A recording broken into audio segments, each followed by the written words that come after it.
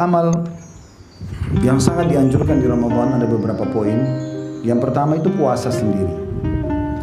Dan puasa ini adalah ibadah yang sangat besar pahalanya. Bahkan dari sisi kita akan bedah puasa dari dua poin. Sisi spiritualnya, dari nilai keimanan dan pahalanya, dan sisi kesehatannya.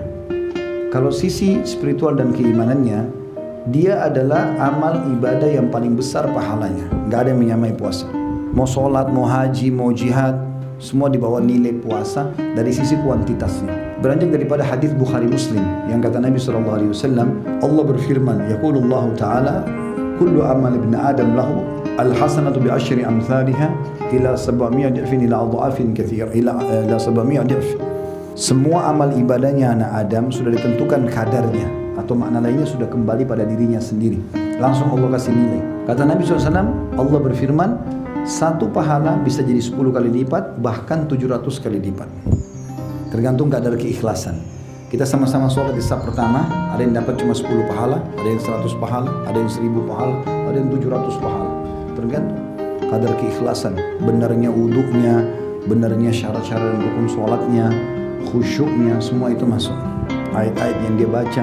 Kemudian kecuali puasa, kata Nabi SAW, illa siyam atau illa saum fa innahu li wa ani ajibihi.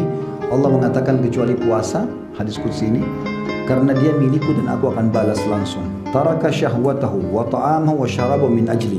Dia meninggalkan syahwatnya, makanannya, minumannya karena aku, kata Allah. Jadi karena itu secara kuantitas nilainya lebih besar daripada 700 kali lipat. Lis-shaimi farhatan, kata Allah SWT, dan orang puasa aku kasih dua kegembiraan.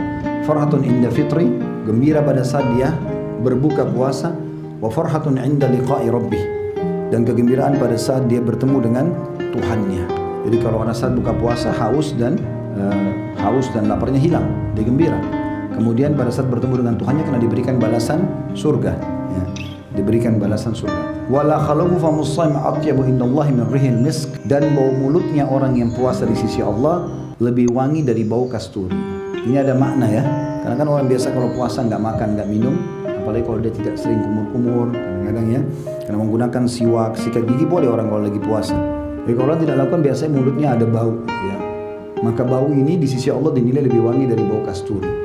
Ini di sisi Allah, bukan di sisi manusia. Jadi antum jangan sengaja panggil teman, nih mulut saya lebih wangi dari kasturi, tiup, pingsanlah orang itu. Ya. Maka ini keutamaan puasa. Dalam hadis riwayat Bukhari Muslim, kata Nabi SAW, man shama yawman fi sabilillah zahzahallahu wajhi 'anil nari 70 kharifa. Siapa yang puasa karena Allah sehari saja karena Allah, maka Allah akan selamatkan wajahnya dari api neraka jaraknya 70 tahun. Ya. Juga kata Nabi SAW, as-sawmu junnah kajunnati ahadikum minal qital. Puasa itu jadi perisai dari api neraka sebagaimana perisai seseorang dari kalian pada saat di kancah peperangan.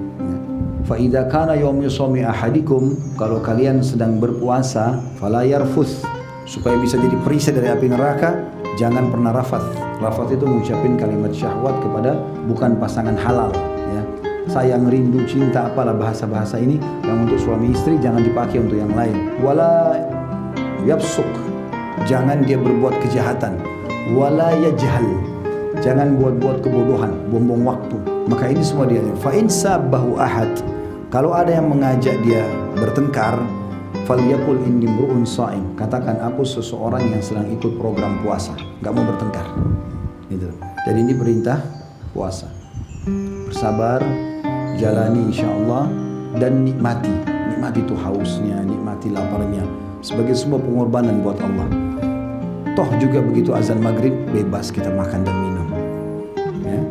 Kalau kita hitung waktu kita puasa sama waktu kita boleh makan dalam sehari, lebih banyak waktu kita boleh makan loh. Karena dari mulai maghrib sampai subuh. Kalau maghrib jam 6, subuh jam 5, ya, berarti kita bisa 11 jam atau 12 jam, kurang lebih ya. Hampir sama mungkin antara puasa sama kita boleh buka puasa dan makan. Maka bukan berarti kita disuruh puasa terus. Makanya Abu Darda berkata radhiyallahu anhu, kalau bukan karena menikmati hausnya, menahan dahaga ini di puasa, dan bangunnya sholat malam dan berduduk sama orang-orang saleh, aku tidak ingin hidup sesaat pun di muka bumi ini. Maka nikmati puasa itu, indah, nyaman. sisi spiritualnya ya.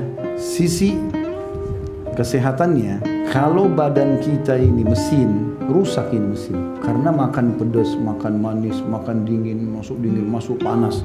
Kalau mesin rusak nggak ini? Rusak. Mobil saja harus servis kan? Kalau nggak servis bisa mogok tengah jalan.